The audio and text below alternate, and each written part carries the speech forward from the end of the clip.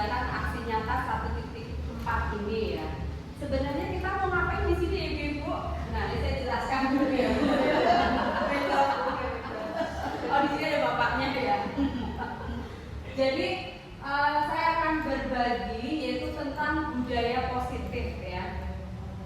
Budaya positif itu apa sih? Dan mungkin ini di benaknya ibu-ibu sekalian, apa sih itu budaya positif ya? Sebelumnya saya ingin menceritakan apa itu sih guru penggerak gitu ya? Kenapa sampai harus melakukan ada aksi nyata seperti itu?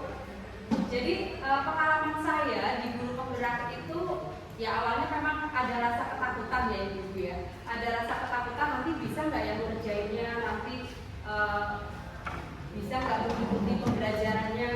Tapi alhamdulillah setelah 2 bulan ini dimasuk di modul 1.4 ini, alhamdulillah yang saya rasakan ternyata materinya tuh bagus-bagus ya. Jadi saya tidak hanya sekedar keinginan saya gitu ya, tidak hanya sekedar hanya asal menggugurkan tugas saja gitu ya. Ibaratnya gini, saya punya roti enak, kok saya makan sendiri gitu kan rasanya nggak enak ya.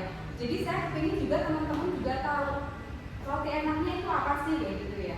Nah, apa isi dari budaya positif ini?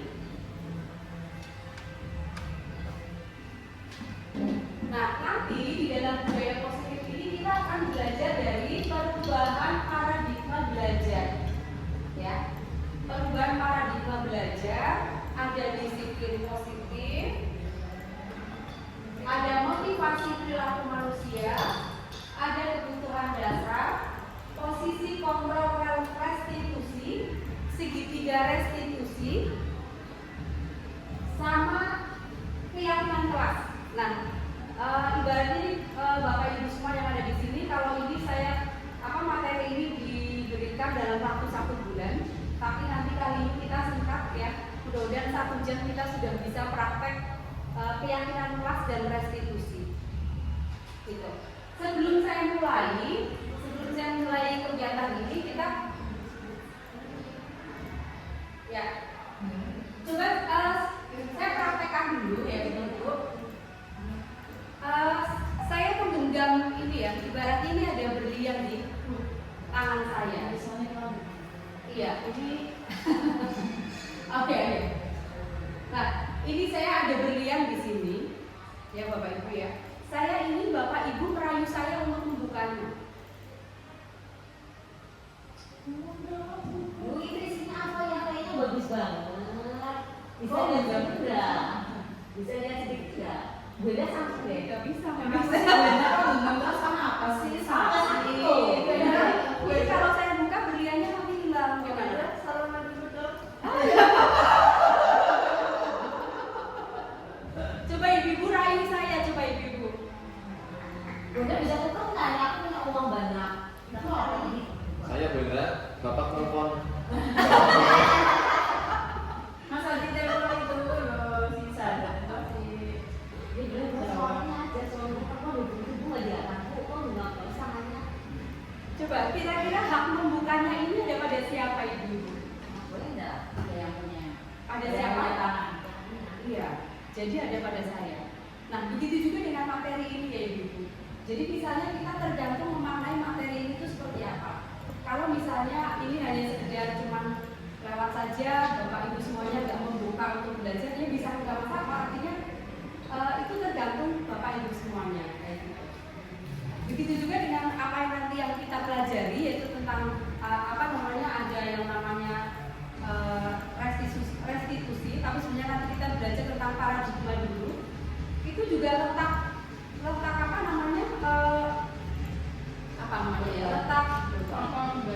kendali ya, kontrol kendalinya itu ada pada diri siswa kan. Ya. Nah. Lagi. Tadi terkait dengan yang permainan tadi, ya. Kira-kira misalnya di sini ada 10 orang memaksa saya untuk membuka, kira-kira bisa terjadi nggak? Bisa.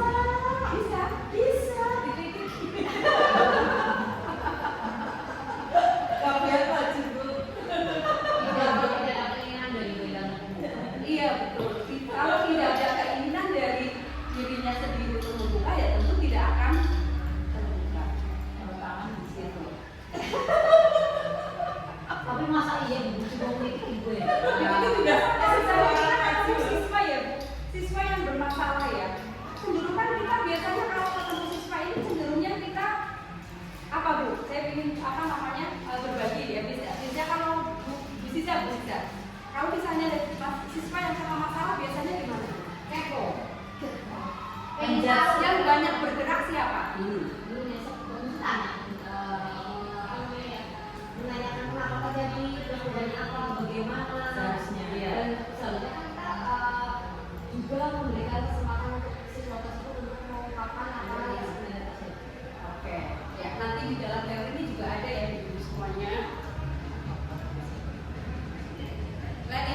kita belajar dulu perubahan paradigma belajar, ya. Kalau zaman dulu sekolah itu orientasinya pada siapa Ibu? Siswa. Iya. Kalau yang paradigma lama adalah pada guru, tapi kalau yang sekarang itu berorientasi pada siswa, betul ya. Kalau siswa itu betul sekali ya. Jadi kalau sekolah zaman dulu itu mau ngapain aja itu pokoknya kendalinya dari gurunya ya. Tetapi paradigma sekarang itu yang namanya pembelajaran ya siswa, karena tujuan kita adalah siswa. Makanya menurut Ki Hajar Dewantoro itu adalah kita sebagai guru itu harus menghamba pada murid. Nah, kira-kira artinya apa itu menghamba pada murid? Berorientasi pada siswa, betul sekali dipuji ya. Jadi memang semua yang kita lakukan ya tujuannya adalah untuk siswa, bukan untuk guru seperti itu. Siswa sebagai objek belajar ya, itu dulu ya. Tetapi kalau sekarang adalah subjek. Jadi yang pertama adalah siswanya. Jadi kalau misalnya ada siswa kita yang bermasalah atau ada siswa katakanlah yang belum memahami materi yang kita berikan ke siswa, itu letaknya yang harus berubah siapa Bapak Ibu? Gurunya. Gurunya atau siswanya? Gurunya ditanya, siswanya ditanya. Metodenya juga bisa, sudah menggunakan metode diferensial apa belum gurunya ya. Terus gurunya sudah memberikan pembelajaran yang menarik atau belum. Gurunya sudah memahami karakteristik anak-anak atau belum. Yang ketiga, proses pembelajaran terjadi pada tempat dan waktu tertentu. Nah, kalau sekarang gimana Ibu? Gimana saja? Karena sekarang kan siswa juga apalagi sudah pegang HP sendiri ya. Terus yang namanya belajar itu kan bukan hanya sempit ya, hanya misalnya melihat buku, membaca buku, sudah selesai itu tidak seperti itu. Jadi pembelajaran ini luas ya.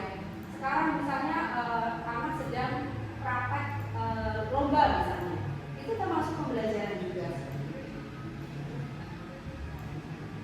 Yang keempat, tujuan utama menitik beratkan pada penguasaan materi pelajaran. Tadi Bapak Ibu kan biasanya ya kalau itu suka mengeluh ya, ini siswanya belum bisa ini, belum bisa itu. Itu kira-kira kalau kalimat seperti itu sudah berorientasi pada murid atau belum? Kira-kira kalau misalnya ada siswa kita yang belum paham dengan materi yang kita punya, kira-kira apa yang harus dilakukan? Mengulangi materi, jadi mengulangi materi. Analisis metodenya sudah pas atau belum? Metodenya betul, sudah pas atau belum? Apalagi kira-kira? Pembelajarannya menyenangkan atau tidak? Pembelajarannya sudah menyenangkan atau belum? Ya. Apalagi PR untuk misalnya yang eksak ya. Kadang-kadang kan tahu nanti pelajaran kimia gitu ya. Kira-kira di otak anak itu seperti apa gitu? Bahagia, Langsung bahagia. Iya, jadi memang PR guru eksak ini lebih susah ya, karena harus merubah image siswa yang matematika atau pelajaran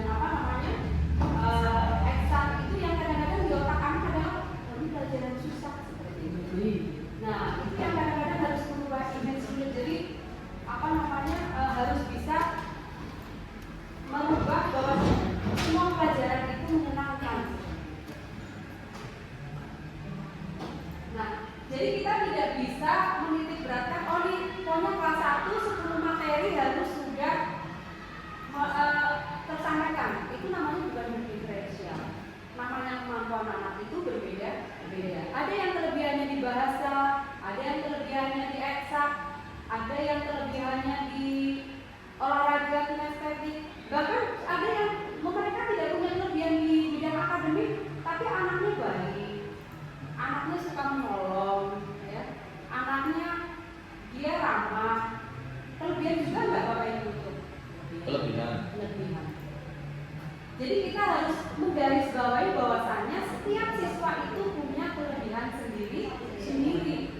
Mereka tidak ada yang tidak punya kelebihan, mereka punya kelebihan sendiri dan tugas kita adalah mencari apa yang menjadi kelebihan mereka. Jadi tidak ada konsep yang namanya siswa bodoh itu tidak. Mungkin anak pandai di PKN tapi matematika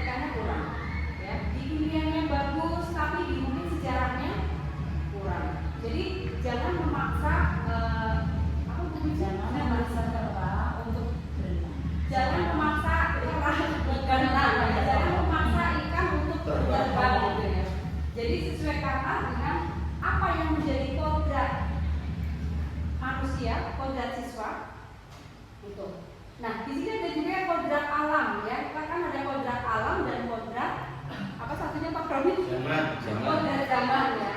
Jadi kita tidak bisa menggunakan kata-kata gini. Oh, anak zaman dulu ya kalau pelajaran itu siswanya anak zamanku dulu di kalau pembelajaran dulu siswanya kayak gini nggak seperti sekarang. Nah itu namanya berarti kita belum menerima kodrat zaman. Yang namanya zaman ya setiap saat itu berbeda dan kita harus siap dengan apa itu? Harus siap dengan perubahan itu.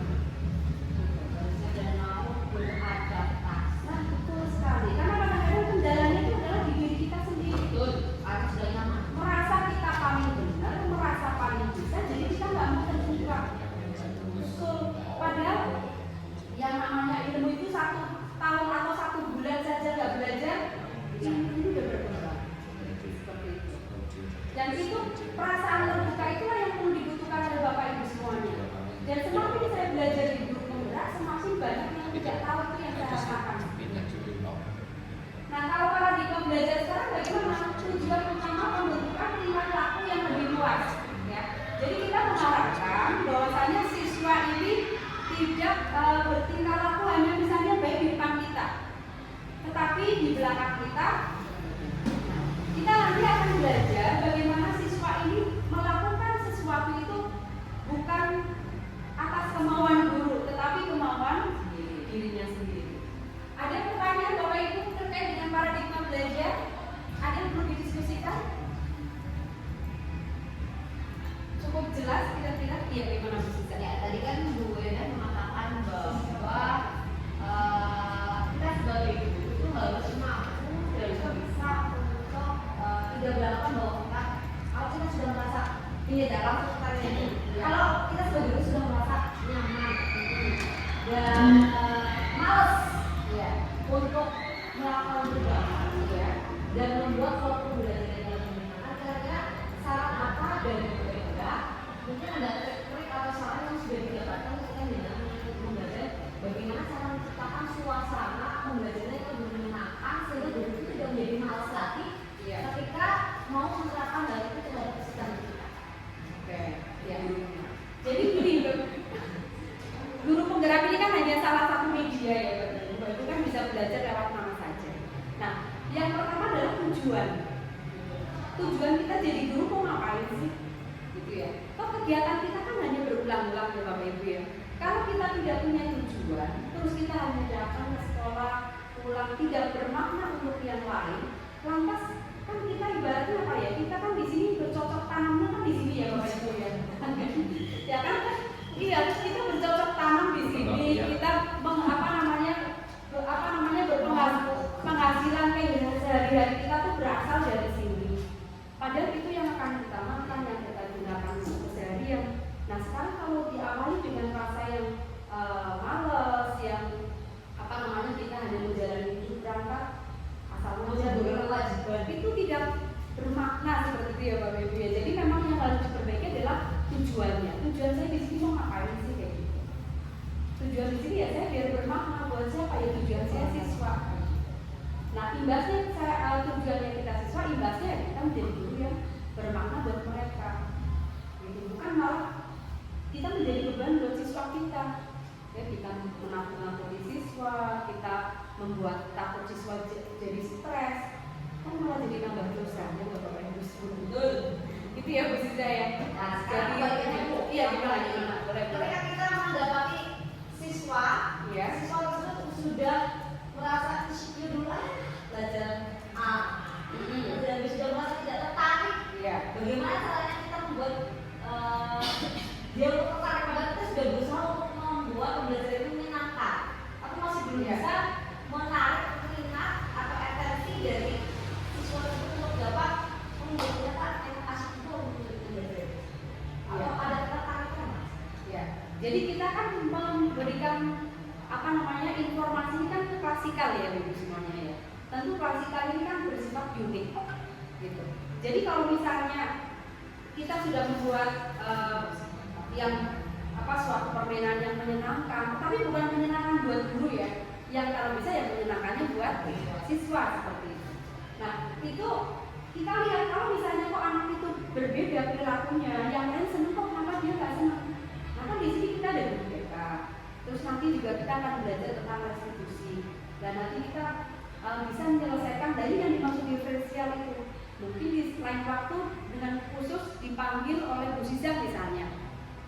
Kok kamu misalnya pas pembelajaran kemarin nggak semangat, kok kemarin ini, dan itu nanti jadi akan ketemu. Nah itu fungsinya guru BK di situ ya seperti itu. Jadi bisa melihat kira-kira mana yang membutuhkan bimbingan pribadi, mana yang membutuhkan bimbingan secara klasikal. Namun tentunya kalau bisa memang guru BK ini tidak kecanduan misalnya setiap ada masalah ke BK, setiap ada masalah ke BK. Nah ini tentu tidak. Jadi kalau bisa nanti dari belajar institusi ini bagaimana siswa ini bisa mandiri. Yang namanya masalah kan selama dia hidup pasti ketemu masalah nih Ibu ya. Nah bagaimana kita menerapkan ke siswa, membantu siswa kalau ada masalah dia bisa berdiri sendiri. Gitu. Tapi kalau misalnya yang lemah baru masuk saja lihat pelajaran fisika atau kimia dia sudah mekar duluan. Nah itu kan berarti tentu membutuhkan apa itu? Konseling atau pendampingan. Gitu. Ya, terima kasih Bu. Ya. Yang lain ada lagi? Oke. Ya. Disiplin positif ya. Nah, kita belajar apa sih Ibu disiplin positif tadi? Isinya tadi ya. Pengertian disiplin positif ini apa sih? Ini adalah suatu pendekatan untuk menerapkan disiplin dari dalam dirimu ya. Tanpa hukuman dan tanpa hadiah. Nah, ini saya juga baru dengar juga Ibu. Kalau hadiah, jadi hadiah itu juga mengintimidasi anak-anak yang tidak dapat hadiah gitu. Jadi bagaimana kita menggerakkan siswa, tetapi mereka melakukan atas dasar kesadaran diri sendiri, motivasi dari intrinsik bukan ekstrinsik. Nah prinsipnya apa sih disiplin positif ini? Yaitu kita memberikan suasana yang tegas, ya. Boleh nggak apa-apa sampai Ibu nanti. Tegas tapi penuh kasih sayang. Dan ini diberikan pada saat yang bersamaan. Nah nanti kita ada praktek restitusi ya. Terus membantu anak menumbuhkan rasa memiliki dan signifikan. Jadi setiap anak melakukan apa yang bertanggung jawab ya gurunya atau siswanya gitu. Anaknya, guru dan anaknya. Siswanya yang melakukannya. Gitu. Jadi anak dilatih supaya bertanggung jawab atas apa yang dia lakukan. Efektif untuk jangka panjang. Jadi nanti siswa ini tidak akan ketergantungan, ya. Masalah sedikit, minta tolong Bu Siza, masalah dikit lagi, tentu kan kita tidak seperti itu ya Ibu. Jadi bagaimana membuat anak itu mandiri, mengajarkan keterampilan sosial dan kehidupan yang berdasar karakter yang baik. Dan nanti ada praktek keyakinan juga. Ya, kan? Nah ini motivasi perilaku manusia tadi. Kita tanyakan pada diri kita sendiri dulu deh. Kira-kira kita mengajar di sini tuh karena motivasinya dari siapa? Gitu. Apa mungkin dulu disuruh sama orang tua terus disuruh jadi guru terus selesai? Apa mungkin karena dari dalam diri kita sendiri? Gitu. Nah sama seperti siswa.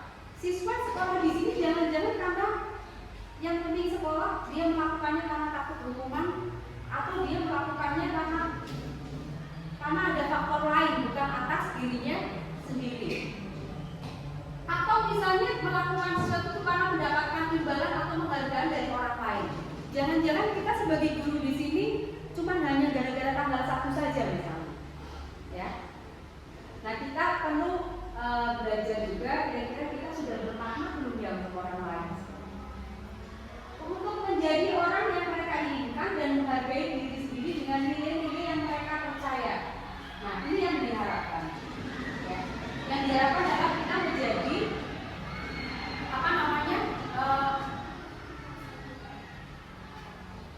menjadi orang yang mereka mereka harapkan. Iya, dengan nilai-nilai yang mereka percaya ya. Nah, sebelum kita lanjut lagi, kita belajar kebutuhan dasar. Kebutuhan dasar itu apa saja sih? Sebenarnya manusia itu butuhnya apa saja sih? Manusia kan sama, guru atau siswa adalah sama. Kebutuhannya apa sih? Kebutuhan untuk bertahan, ya. Kita bertahan di sini kalau kita nggak kerja di sini kira-kira bisa nggak bertahan 1 bulan dulu? Nggak bisa bertahan ya? Kalau misalkan ada keinginan menggunakan sesuatu, berarti kalau misalkan sudah mengadakan yang di sekolah, berarti dia harusnya bisa Punya yang lain, punya semangat dulu. Tapi kalau dia hanya mengandalkan satu tempat dan tidak ada semangat lagi untuk sendiri, makanya tidak akan bisa. Ya. Itu yang namanya kebutuhan bertahan. Ya. Pepet. Iya. Kasih sayang merasa diterima. Coba kalau ibu datang ke ruang guru, tiba-tiba Bu Gizi nggak mau nyapa, nggak mau tanya, kira-kira gimana? Kehilangan nggak? Jadi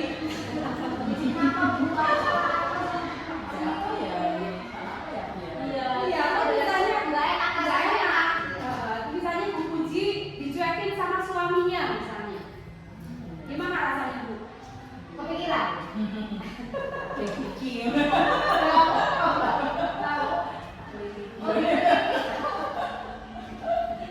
Nah, ini sama, siswa juga sama. Mereka mempunyai kebutuhan dasar ini. Yang ketiga adalah kebebasan atau freedom.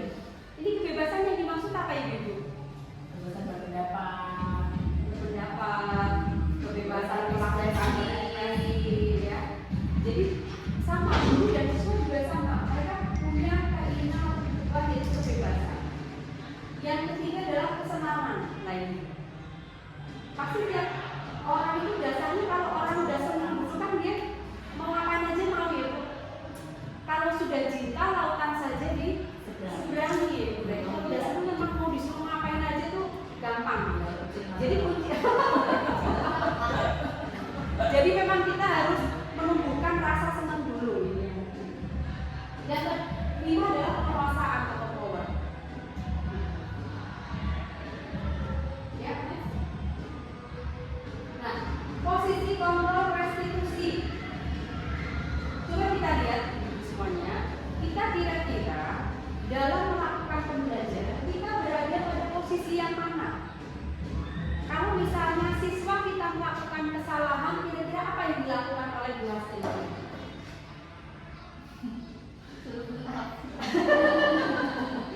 Posisi yang mana kira-kira? Kesalahan ini Apa saja? Misalnya melihat ada siswa yang melakukan kesalahan, biasanya cenderung kita menjadi apa? Menjadi hukuman kah? kalau itu dulu ya. Ditegur guru, terus Ditanyakan kenapa bisa seperti itu. ya, terus Ya setelah itu mungkin lebih ke komitmen anaknya sudah tahu kalau itu salah jangan dilakukan lagi. Terus kira-kira seperti itu minta komitmen anak. Itu kalau kesalahan pertama. Masya Allah. Kalau sudah kita taat. Iya enggak, ini kan tergantung kesalahan apa. Mungkin macam-macam. Bisa ada yang di luar kelas dan di dalam kelas. Kelasnya itu kan. ya, namanya kesalahan kan kita tidak bisa Iya. skenario ya. Kalau Iya. kesalahannya yang ringan saja ya, jangan yang berat gitu ya. Jadi ya mungkin secara idealnya seperti itu. Dicoret-coret mukanya. Tidak secara dengan sama anak. Ya, lagi kira-kira kita sebagai guru kita berada di posisi yang mana? Apakah kita sering menjadi penghukum kah? Atau pembuat rasa bersalah? Coba kata-kata pembuat rasa bersalah biasanya gimana Bu? Menyalahkan. Kamu dasar anak bodoh nggak pernah perhatikan. Ya itu kata-kata yang berarti yang langsung ada juga yang kalimat lembut tetapi buat rasa bersalah. Pernah nggak kata-kata Bu? Contoh misalnya gini, kamu kok tidak melakukan apa yang ibu harapkan? Orang malah biasanya kok Itu kan kelihatannya lemah lembut ya, tetapi itu malah juga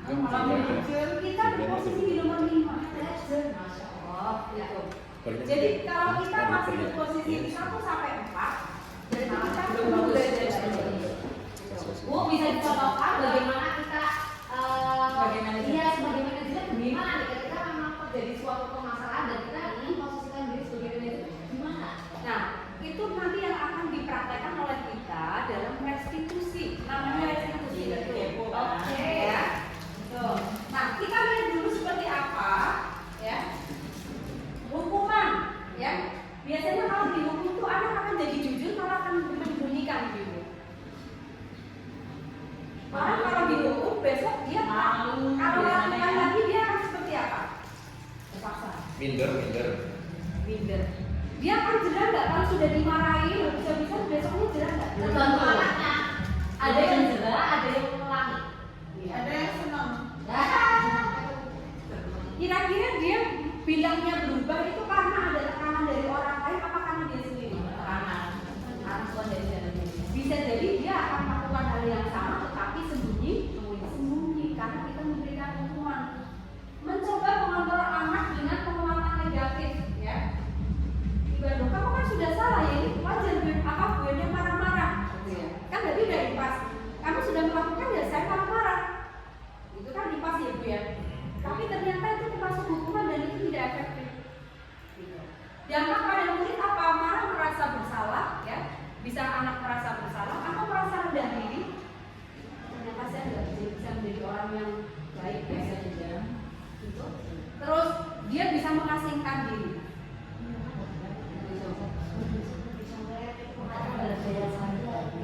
Iya. Nah itu kan namanya itu kan ini diferensial ya kan reaksi orang tentu berbeda. Tiba-tiba diharapkan atau sangat melukai. Oh ya. Terus biasanya kalau hukuman itu yang membuat siapa itu? Guru. Guru atau siswa? Guru. Sudah kalau kayak Bu, ini kesepakatan nggak boleh? Iya. Nah, kalau di awal pembelajaran sudah ada kesepakatan, apakah betul itu muncul dari siswa? Anak-anak gimana kalau pelajaran gimana kalau nanti hukumannya seperti Berarti itu? Idenya bukan dari siswa. Yang namanya keyakinan kelas itu idenya munculnya dari siswa. Kalau dari siswa kayak gini, nggak usah aku nggak ada apa-apa kan Bu. Nggak ada yang membuat mereka untuk oh iya saya akan tahu akan membawa. Oke, nanti kita akan praktekkan keyakinan kelas itu seperti apa. Karena saya juga baru tahu kemarin. Selama ini ya, selama ini belum tahu. Oh yang ini dulu Pak, yang tadi, yang hukuman ya. Tadi menyakitkan, guru menjalani konsekuensi dengan menyalahkan, mengkritik, menyindir, merendahkan. Kan jadi kalau hukuman seperti itu ya Bu, tanpa kita sadari bahwasanya kita sudah melukai perasaan. Coba kalau konsekuensi itu kan yang kita siswa kita dengar nggak waktu kecil. Coba konsekuensi ya.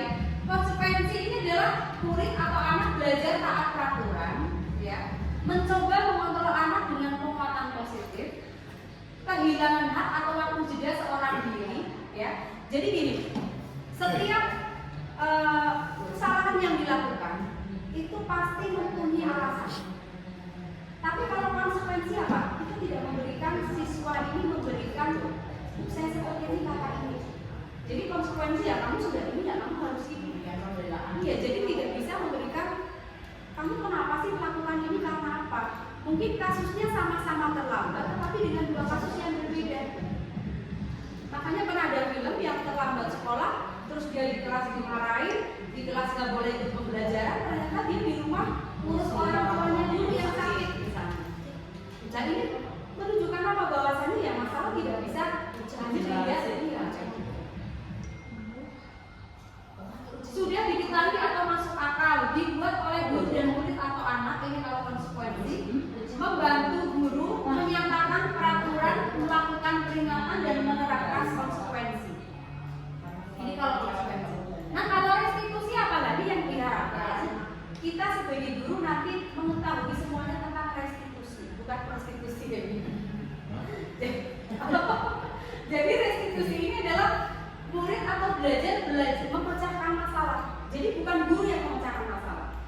Jadi hampir sama dengan teori konseling ya. Kalau teori konseling juga sama, bukan kita yang memberikan masalah. Ibaratnya ada siswa yang mereka marah-marah masuk ke ruang guru atau mereka melakukan apa namanya lempar-lempar atau kakinya di meja misalnya. Ya sebagai seorang guru kita tidak bisa langsung duduk terus menasihati, itu tidak bisa seperti itu. Sama dengan restitusi ini. Jadi anak paham bahwa dirinya sendiri yang pegang kendali, gitu. Murid atau anak tidak kehilangan waktu, namun bersemangat untuk memperbaiki, gitu ya.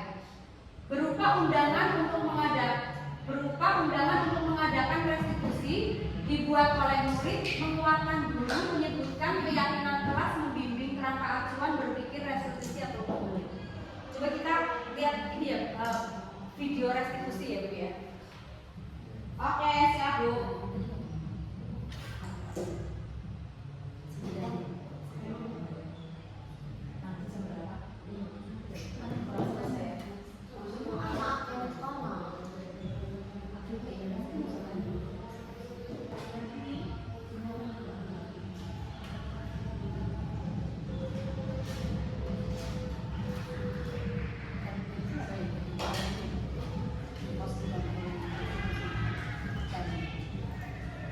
Kita akan belajar ini nanti restitusi itu seperti apa sih ya.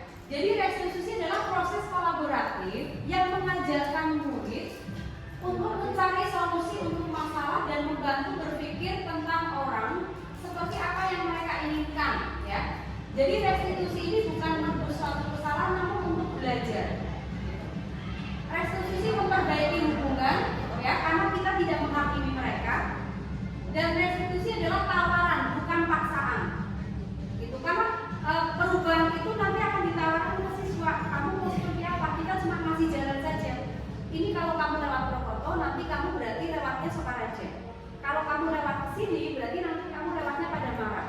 Kalau kamu ke Prokoto lewat Krapi juga bisa, tapi nanti kamu lewatnya malah gitu. Mau ke Prokoto tapi lewatnya Krapi. Kunci lewat kunci. Lewat jalan bisa, ya. Dan nanti yang menentukan dia Bu saya akan lewat sini itu siapa ya? Orangnya, siswa. Bukan kita sebagai penuntut. Restitusi menuntut untuk melihat ke dalam diri, ya. Restitusi mencari kebutuhan dasar yang mendasari tindakan, gitu.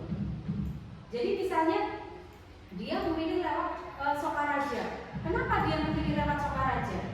Alasannya apa? Karena sekali lagi, setiap kesalahan yang siswa lakukan itu semuanya mempunyai apa ya Ibu?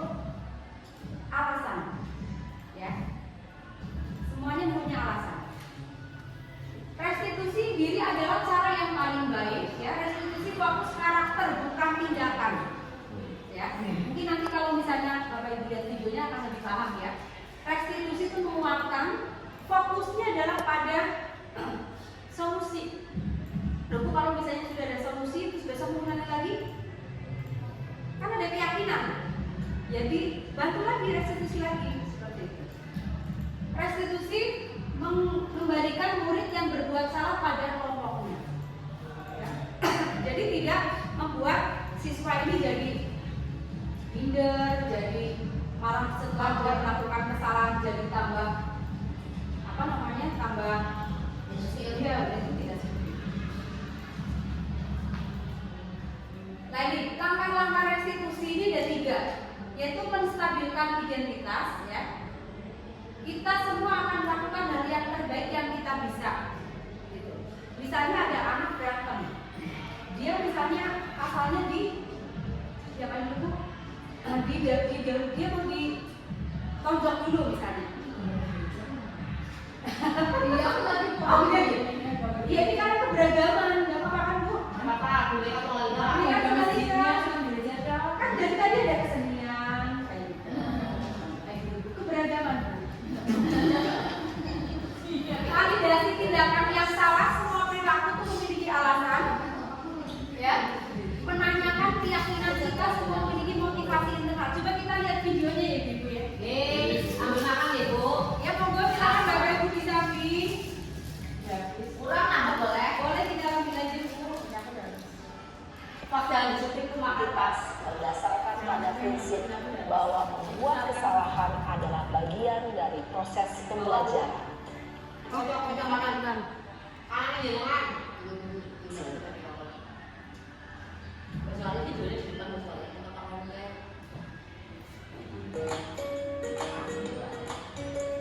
Kocok kanan Bu.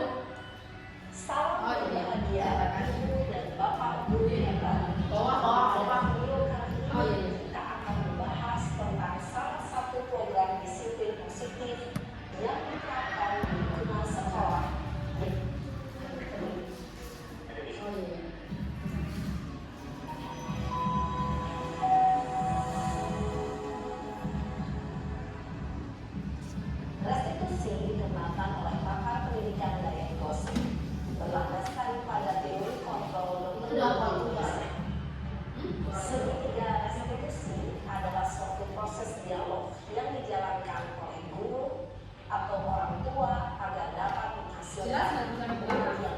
Jelas, jelas. bertanggung jawab.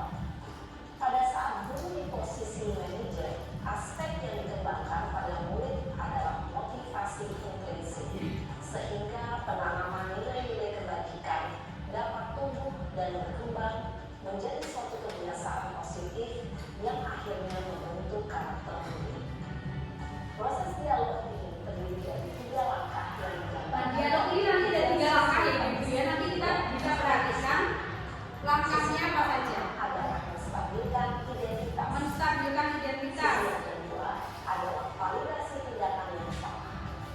Dari sisi yang ketiga adalah menanyakan keyakinan. Ibu dan bapak guru, berikut ini akan ditunjukkan bagaimana seorang guru berada dalam posisi manajer menggunakan penerapan segitiga restitusi.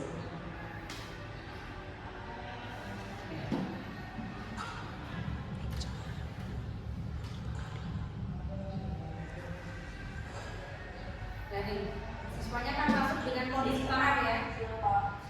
Sudah lama nggak ketemu Sarah? Kenapa hadirnya di sini? Kesel pak, kesel banget. Masa aku dikatain bang Tina pak? Ya aku marah lah. Aku baru ngajarin mereka di depan kelas. Kesel banget. Oh begitu. Ya pasti kamu marahnya besar. Bapak juga akan marah apabila ada yang berubah seperti itu. Jadi posisi menstabilkan Kemudian identitas. Kata-katanya bisa diulangi ya. Ya saya harus ngajarin mereka lah pak. Kesel banget. Saya bercampur aja sama teman lain. oh begitu. Pasti kamu melakukan seperti itu karena suatu alasan. Jadi pasti kamu melakukan itu karena alasan tertentu ya. Ya saya udah gini lah. Masa saya ikut suka menang? Ya wajarlah mempertahankan hasil itu sesuatu yang penting buat kamu. Untung kamu tidak memiliki kata lain. Hanya yang disampaikan. Iya pak. Untung saya masih bersabar dan hanya meminta saja. Sudah benar sekarang pak. Saya pasti dari ini lah. Ya pasti ya. Tapi kamu memilih untuk tetap bertahan dan bersabar. Kamu memilih untuk tidak berubah dari parahnya. Iya. Nah, sekarang coba kita lihat tindakan kamu yang kita Jadi ini menanyakan keyakinan ya Bapak Ibu ya. kira-kira sesuai dengan keyakinan kelas atau prinsip kamu tidak? Pak. Capek pak. Pak. Jadi keyakinan atau prinsip mana yang kurang sesuai dengan keyakinan kamu? Ya, saya sebenarnya sangat menghargai orang lain. Mungkin saat itu saya menjadi emosi. Jadi tidak menunjukkan sikap itu. Kamu meyakini tidak? Menghargai orang lain itu penting buat kamu. Yakin lah pak. Iya, setuju. Kita harus saling menghargai. Namun, ada juga keyakinan yang kita sepakati yang perlu kita jalankan apabila kita sedang marah. Kan? Ya, saya bisa berproaktif. Mulai dengan diri sendiri. Saya bisa jadi lebih sabar. Berpikir mau apa selanjutnya. Kira-kira kamu bersedia memperbaiki masalah Kira-kira kamu bersedia memperbaiki masalah ini? Memperbaiki masalah ini. Kamu akan menjadi orang seperti apa? Nah ini, kamu akan menjadi orang seperti apa? Dan senantiasa proaktif.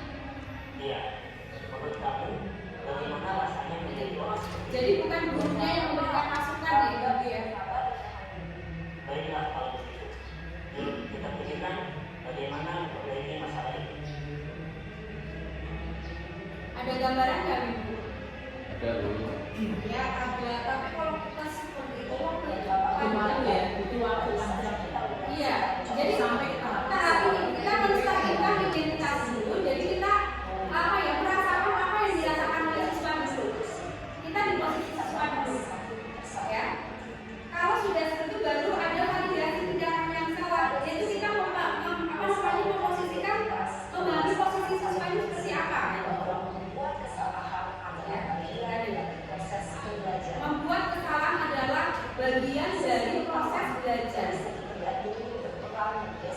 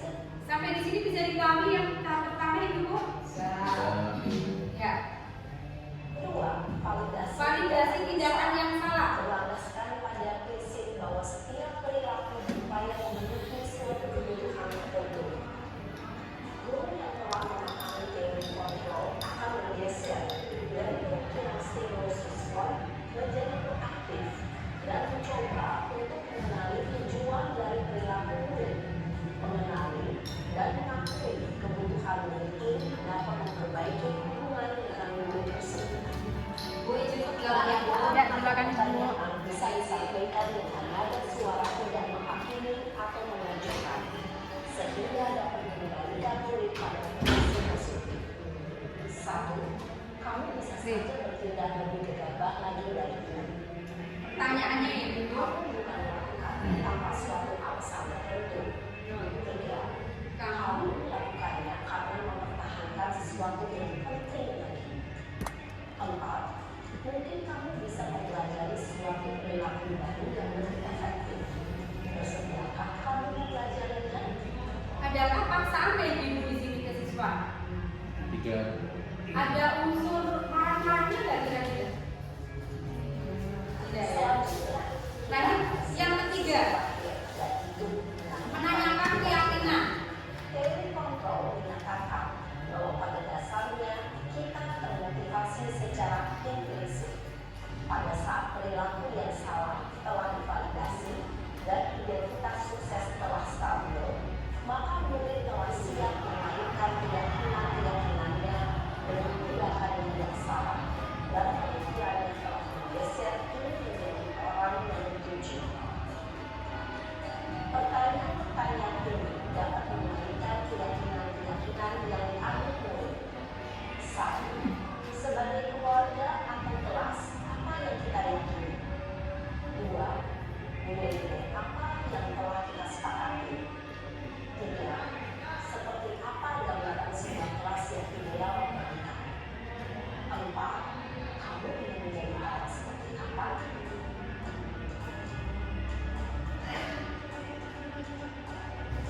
Dalam menerapkan segitiga restitusi, perlu diperhatikan beberapa hal, yaitu 1. Perilaku yang salah perlu dikaitkan dengan nilai-nilai atau keyakinan yang telah disepakati atau dituju.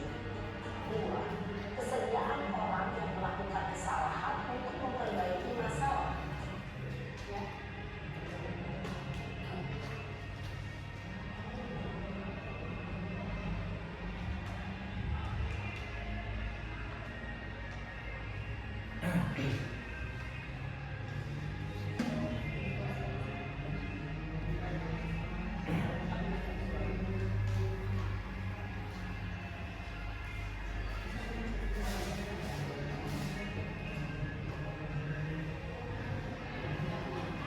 Ya, sebelum kita lanjut ke keyakinan kelas, coba kita tepuk tangan dulu biar nggak ngamuk ibu ya.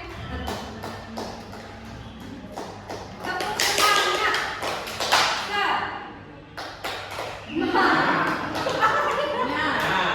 Semangat.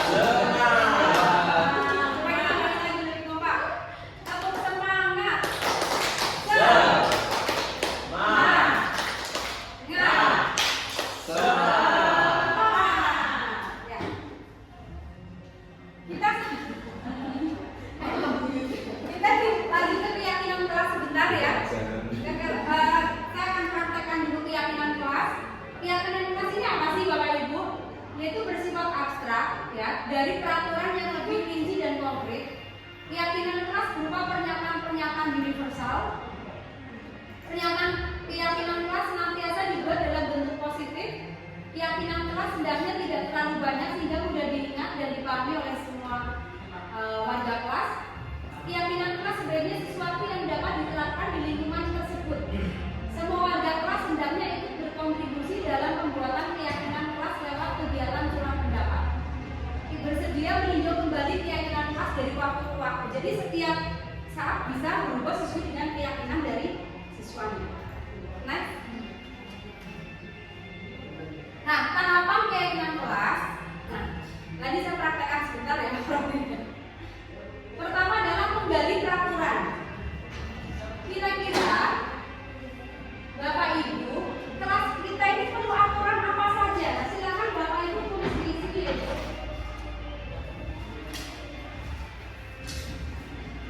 Bawa pulpen nggak Bu? Bawa pulpen ya? Spidol, jalan. Pak Kak, spidol bisa ada spidol. Ya. Coba. Spidol. Ini keyakinan kelas itu buat aturan kelasnya nggak? Iya. Pertama jangan di apa? Kira-kira kalimat, belum kalimat, masih solehan. Masih solehan. Iya, saya kelasnya priwe sih Bapak. Iya. Kelasnya priwe. Belum jadi sebuah bentuk kalimat. atau frasa. Ya, jadi nanti urutannya ya kita bikin peraturan dulu Bapak Ibu semuanya kepingin kelas ini seperti apa? Kelas ini. Dibanding kita kelas ini bikin seperti apa gitu. Kelas ini tuh masih anak-anak. Kelas ini kita aja, kelas kita. Sejuk dan damai. Tuliskan. Oke, itu seperti siswa kan. Ilustrasi. Mengubah peraturan menjadi kalimat positif itu nanti ya. Jadi kalau sudah silakan satu kata aja boleh Bu. Misalnya tidak boleh Membuat posisi kursi jadi U. Tidak boleh kotor. boleh Kalimat aja. ya pegang dulu Ibu. Berarti satu kalimat bukan satu kalimat, sorry maaf bukan kata ya. Siswa Harusnya satu kata. kalimat sorry maaf. Kalimat. Misalnya tidak boleh kotor atau misalnya tidak boleh membuli. Harus kata negatif tidak boleh. Boleh semunculnya saja, semunculnya. Disiplin. Ya. Tidak boleh kotor dan jorok. Ya, boleh. Silakan tempelkan di sana Bapak Ibu, biar gerak dikit.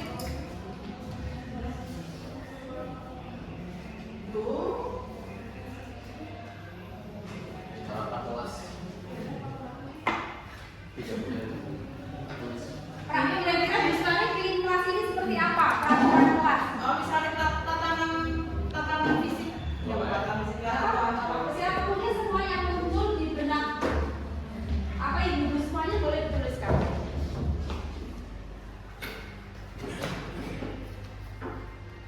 Ya. Nah, kalau sudah saya bacakan dulu. Tidak boleh kotor dan jorok. Seluruh siswa aktif berpendapat. Siswa mengikuti pembelajaran dengan antusias, ya. Saling menghargai dan menghormati. Coba kita ini merubah menjadi kalimat yang positif. Tidak boleh kotor dan jorok. Kira-kira kalimat positifnya apa Ibu? Harus bersih dan rapi. Menjaga kelas bersih dan rapi. Menjaga kelas bersih dan rapi. Biar efektif. Boleh dituliskan di sini deh. Berarti langsung ini saya kembalikan lagi, kita rubah jadi kalimat positif ya. Ya, ini kan tadi ide yang muncul dari Bapak Ibu semuanya. Ya. Nah sekarang kita gunakan kalimat positif untuk membuat suatu aturan. Kelas bersih dan rapi. Coba, aturannya apa berarti?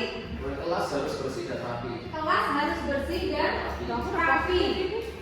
Kalau Bu Nastin, Sama itu pembelajaran dengan antusias. sudah cukup? Sudah positif ya? Ya, sudah positif berarti sudah. Terus Bu sudah positif apa masih negatif? Sudah. Sudah.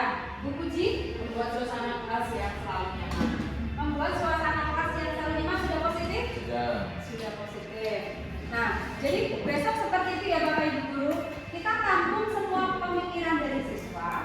Setelah ditampung, kita bacakan satu-satu terus kita rubah jadi kalimat positif.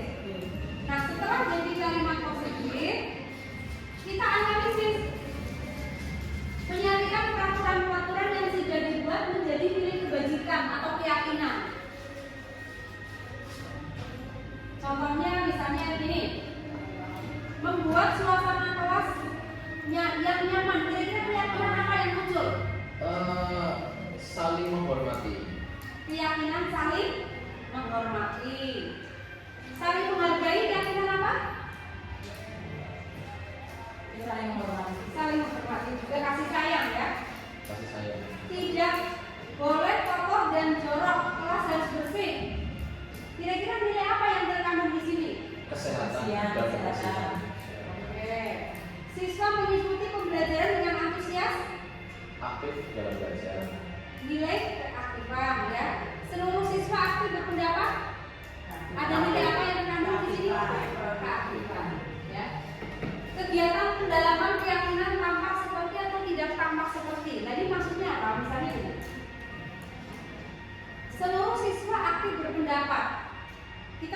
tabelnya apa namanya Pak Tony? Ada di Iya. Ya, dan tidak. ya. Jadi kira-kira berarti yang melakukan ini nanti siapa? Siswa. Disuruh ngapain ini dari kegiatannya? Seluruh berarti semua siswa. Iya, siswa dalam kelas itu ya. Bunyinya. Terus hal yang dilakukan adalah berpendapat. Gitu. Seluruh Terus tadi ngapain? nanti seluruh Ya, kegiatan pendalaman keyakinan kelas tugas saya dan tugas kamu. Nah ini nanti kita lanjut lagi kegiatannya kalau tidak cukup waktunya ya. Nah ini habis ini adalah bisa menuliskan yaitu misalnya tugas guru itu ngapain, tugas siswa ngapain itu biarkan siswa yang menuliskannya. Nah kalau ini sudah selesai, kan berarti aturan muncul dari siapa ibu? Siswa. Dari siswa. Nah nanti aturan ini kan yang ditempel di kelas. Nah itu namanya keyakinan kelas. Jadi bukan guru yang memberikan aturan. kalau guru berikan masukan boleh. Kenapa? Kalau gurunya Disepakati nggak sama siswanya? Kan harus berpihak pada siswa. Gitu intinya seperti itu. Ada pertanyaan ya ibu?